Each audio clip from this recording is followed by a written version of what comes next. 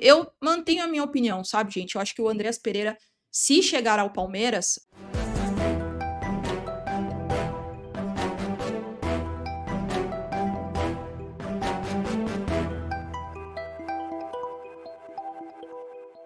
boa, boa! Muito boa noite para vocês, meus queridos inscritos. Sejam muito bem-vindos a mais um vídeo aqui no canal. Sexta-feira, quero fazer companhia aqui para vocês. Eu acho que a gente tem um tema bem relevante para conversar. Temos um título principal aqui, mas antes disso, quero falar rapidinho aqui com vocês sobre o jogo de ontem. O Palmeiras se classificou para as quartas de final da Libertadores, vai enfrentar o River Plate.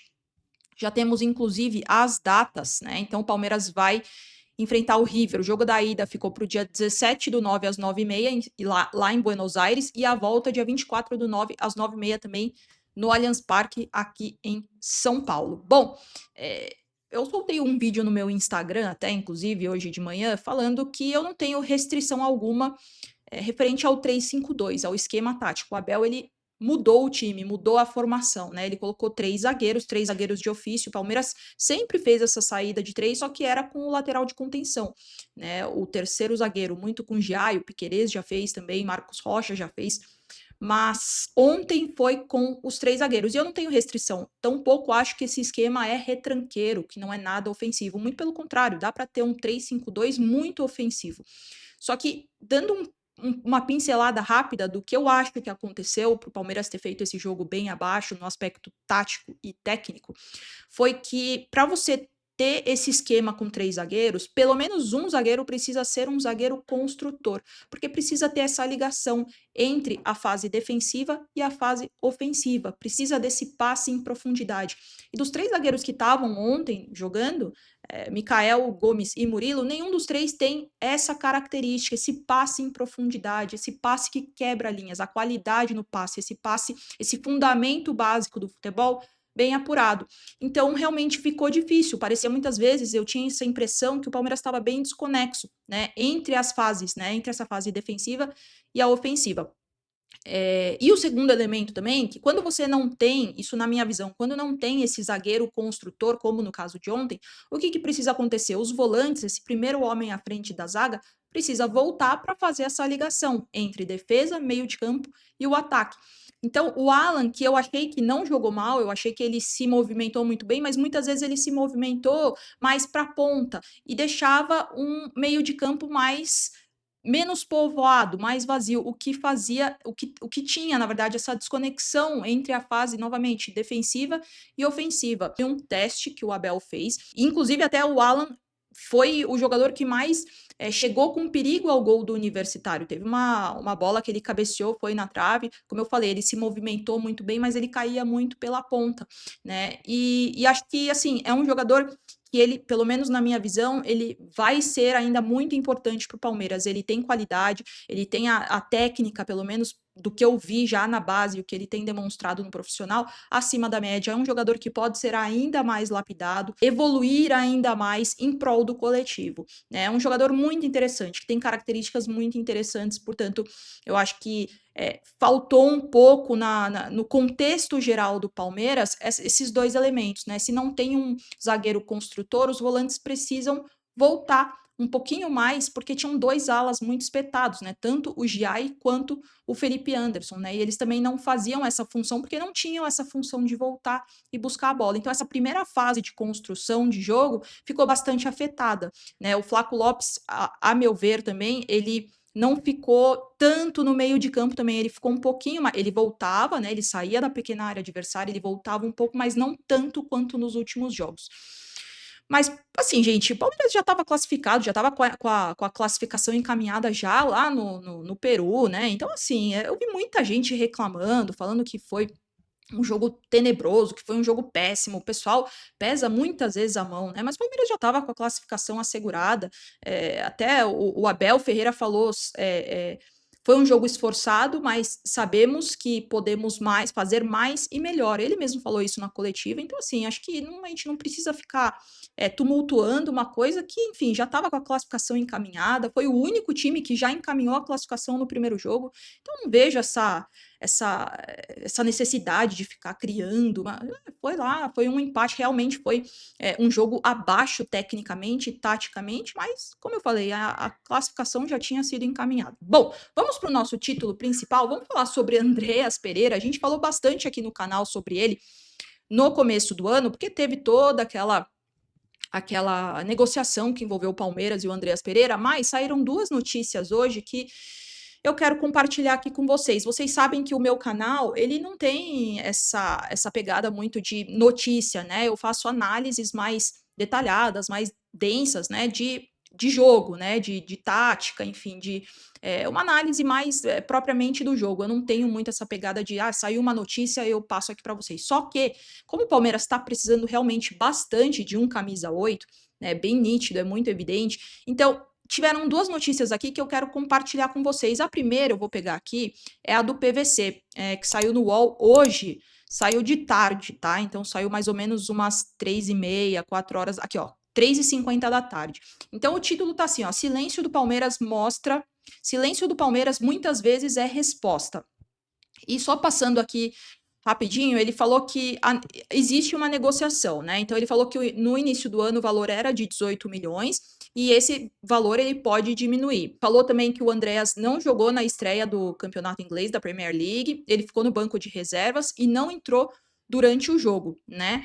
E que também ele não tá na prévia do jogo contra o Manchester United, no domingo. Então, o Andreas perdeu espaço no Fulham. Coincidentemente, voltou à negociação. Ele falou que ninguém confirmou isso do lado do Palmeiras e também ninguém confirmou pelos empresários do Andreas, também ninguém confirmou, mas diz que tá claro. E ele falou também, conversando com o lado do Andreas, é assim, não tenho novidade ainda. Ele falou, ok, mas eu nem perguntei, então tem alguma coisa acontecendo, a gente sabe. E diz que do lado do Palmeiras não vem resposta, e o silêncio no Palmeiras é a resposta, então tem uma negociação acontecendo. Ele acrescentou que a tendência é que o Palmeiras vai sim avançar nessa contratação do Andreas, e que vai chegar para ocupar a vaga do Richard Rios. E ele terminou aqui a matéria falando, é possível que seja por menos que 18 milhões de euros. É um negócio caro, mas o Palmeiras tem esse dinheiro. Então, a negociação tem que acontecer até o dia 2 de setembro, e eu acho que vai acontecer, porque o Andreas não está jogando no Fulham, ou seja, ele reiterou essa informação. Junto a essa matéria do PVC, o nosso Palestra soltou uma matéria um pouquinho depois do PVC, foi às 6 horas, então assim, foi um pouquinho depois. E eles soltaram com essa manchete: Palmeiras define valores para contratar Andreas Pereira. Tem um encontro de informações. Então, o nosso Palestra diz, né, o nosso Palestra apurou que o Palmeiras definiu os valores para tentar contratar o brasileiro que atua no Fulham, na Inglaterra. Não há proposta oficial nesse momento, mas a diretoria de futebol do Palmeiras estabeleceu cerca de 15 milhões, cerca de 95 milhões na cotação atual entre fixos e bônus para avançar na negociação. E uma questão também tratada é o salário. O Palmeiras não pensa em oferecer o mesmo valor da negociação passada e uma redução precisaria acontecer para que haja um acordo. Para equalizar essa situação, o Verdão poderia propor 5 anos de contrato ao invés de 4 tratados anteriormente. E aí termina a matéria do nosso Palestra falando, soube o nosso Palestra que Andreas Pereira não descarta sair do Fulham. Ele foi reserva na primeira partida do campeonato inglês e não saiu do banco de reservas no último sábado. O volante tem contrato com a equipe da Inglaterra até junho de 2026 e poderá assinar um pré-contrato no início do próximo ano. A janela de transferências fecha dia 2 de setembro. Bom, eu falei já no começo do ano, quando estava toda essas informações, né, da negociação com o Andreas, eu sempre gostei do jogador do Andreas Pereira. Sempre achei que sempre admirei bastante o futebol dele, né? As características dele enquanto jogador, né? Ele faz muito essa função de segundo volante, faz muito bem, pode até ser um 10, né? Um meio de campo muito completo, né? E a gente sabe que tem um gap no meio campo do Palmeiras com a saída do Richard Rios. Temos o Lucas Evangelista, porém com outras características. Aliás, eu acho que é muito difícil ter um jogador que consiga suprir as características do Richard Rios, porque é outra cultura, ele veio do futsal, ele desenvolveu outras habilidades, outras ferramentas de jogo, então ele tinha alguns improvisos, alguns dribles também, que faziam o futebol dele ser diferente, por isso que ele está hoje no Benfica, e foi a venda, a maior negociação do Benfica, né? Então, eu mantenho a minha opinião, sabe, gente? Eu acho que o Andreas Pereira Se chegar ao Palmeiras, vai cair como uma luva nesse meio de campo do Palmeiras. Como eu falei, eu gosto muito do jogador, acho que tem características muito interessantes. Pode fazer esse segundo volante, né? Que o Palmeiras tanto precisa, o Palmeiras tanto quer. E que é necessário nesse time, né? Acho que o Palmeiras, com essa reformulação, está renovando essa espinha dorsal e eu acho que o segundo volante passa muito por essa espinha dorsal. Foi assim com o Zé Rafael, por muitos anos, esse segundo volante. Também, quando precisou, fez o primeiro volante, se desenvolveu nessa função também. O Danilo fez parte como primeiro volante dessa espinha dorsal também. Então, eu acho que esse meio-campo preenchido, e principalmente agora que o Abel tá jogando nesse 4-2-3-1, né, com o Flaco Lopes um pouquinho mais recuado, como um meio atacante, mais precisamente. O segundo volante e o primeiro volante, pelo menos na minha concepção, são sim muito importantes para essa estrutura, para essa base. E quando tem essa estrutura bem montada, essa estrutura bem formada e construída, fica mais fácil alternar os jogadores. Então você pode tirar o Felipe Anderson, coloca o Maurício, coloca o Facundo Torres, coloca o Flaco Lopes, coloca o Alan, coloca, enfim, dá para no jogo contra o Botafogo, o Abel fez isso, manteve, ele mudou alguns jogadores, mudou algumas peças, mas ele manteve a estrutura do time, o esquema tático, né? Tanto que ele entrou com o Flaco Lopes e o Vitor Roque, quando saíram, entrou Luigi e Alan para fazer essa mesma função.